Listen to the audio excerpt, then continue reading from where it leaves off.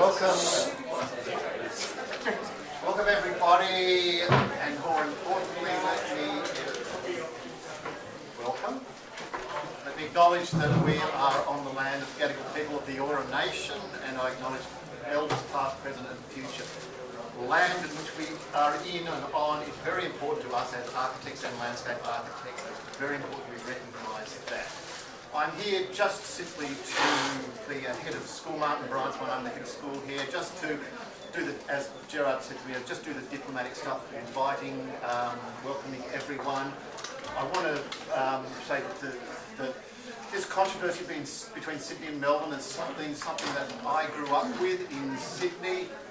When I was young, Sydney was the corrupt and dirty city, and Melbourne was the place where the arsehole world, no one wanted to go there. And we all hated it, and this massive rivalry existed. Now it's turned into how Guillermo beautifully called it, this controversies rather than a rivalry. So it's a lovely way in which it's now evolved, and they're both sophisticated places, and both have got their own culture, and it's great to see how the cultures are evolving and changing in these places.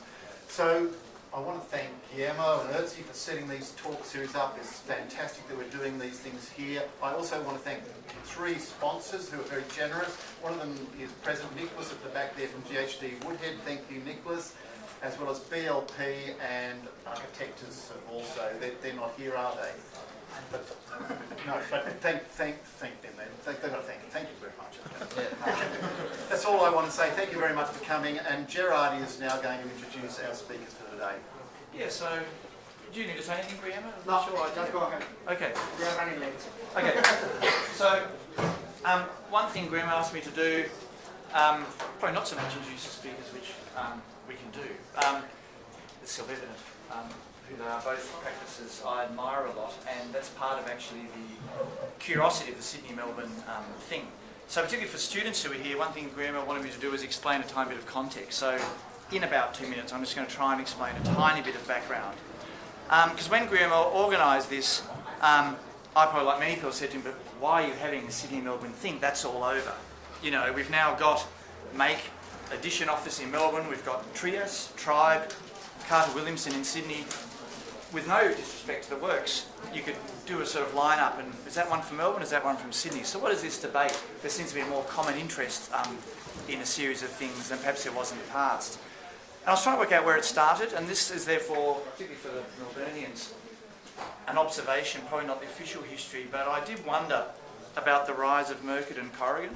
Corrigan obviously very important in Melbourne, Murcutt in Sydney, and behind them left a series of students and devotees that, in a way, in that half generation later, started some quite severe battles. As a Tasmanian, this is always a matter of bemusement because, you know, you're just in Tasmania, and I think at uni I was a committed deconstructivist, and Scott, my business partner, was a sort of late modernist in the Sterling Wilford sort of a way, so we didn't really understand too much this Sydney-Melbourne thing. But in moving to Sydney in 95, 96, when I studied at Uni of Sydney, I was astounded actually by the sort of, I was at Uni of Sydney, the sort of privileged white culture of Uni of Sydney, and somehow the reinforcement of that and a lot of balsawood and hyper-elegance that went on at university there. And the socio-economic gap was sort of reinforced by the sort of, now to be Olgiati, if you think of the Venetian installation. The best projects, in a way, ideally, were nothing at all, because one can afford to be that indulgent if one comes from that context. So it didn't make much sense to me, particularly because I didn't hold Melbourne in any negative regard. I thought it was very interesting what was happening there. What surprised me the most was and this is the bit you really need to understand, the incredible hatred, and hatred is the right word, directed toward ARM in particular, from the Sydney Uni Centre. Like absolute visceral hatred of that office and everything they did. When Story Hall was published, I thought it was an amazing thing. People were angry, you know, like really violently angry that someone could do such a thing, and it really reached a nadir for Sydney people when they won the Australian Museum competition in 97, built in 2000. This was almost like the ultimate insult, because the Sydney narrative, the man from Snowy River, the sort of co-option of various narratives in buildings that touch the earth lightly, somehow couldn't reconcile itself with the Black Villa Savoy. And so this was really a crisis. And if you think I'm joking, you'll still see it today. Read David Newstein's piece about the Barrack building in Melbourne. That visceral Sydney anger about ARM still permeates. Like it's still there now, if you like, below the surface. So then we sort of come to here. I think what's interesting and perhaps encapsulated in one other way as an anecdote in talking to Steve Ashton, now sadly departed Ian McDougall in a bar in Melbourne when it's interesting, two Melbourne architects, the design hub and the Swanston Street building were nearly finished, and they were viscerally angry that Sean Goldsworth would do such a thing. You know, so insulting to the streets, so non-engaging, so expensive, so self-indulgent.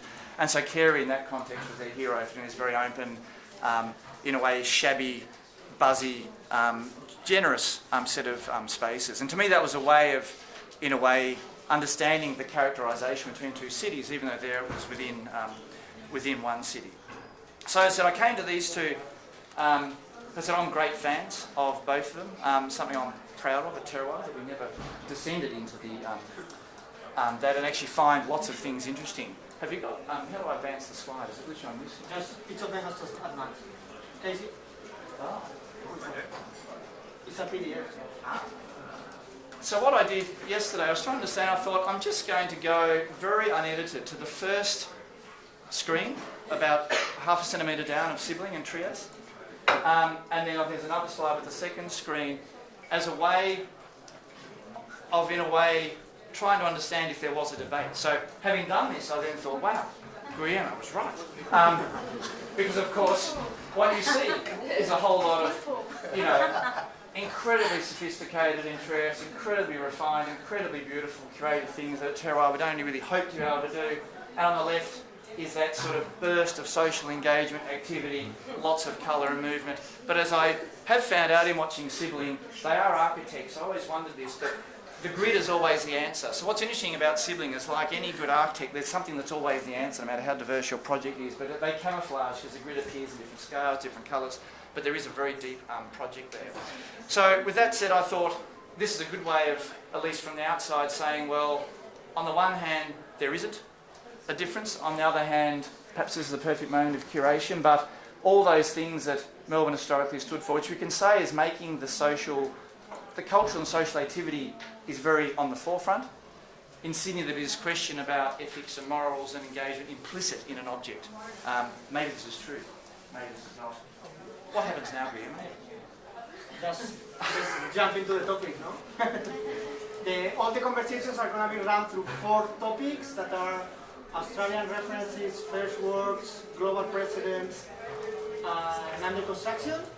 And each of them is going to present an image, the other one is going to come back with another image, and the discussion will start. Okay? So, yeah, and Melbourne is going to start. They are the invitees. He knows what happens now, so... You can answer, Casey. It's going to be a slightly messy, but it's going to be good. I guarantee. They are very good. thanks for having us. Just a few things before we start, maybe just following on from Gerard said.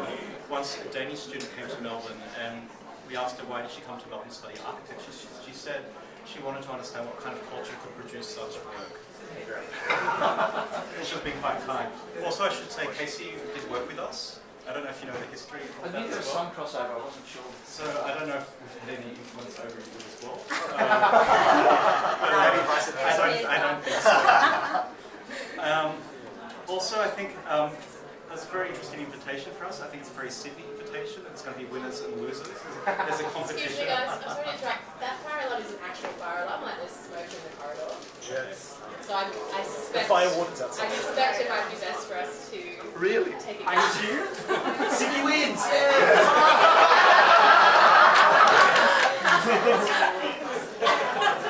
What a catastrophe. Normally it's bullshit, but this actually it's not. So we sit on Harris Street around laptops and continue.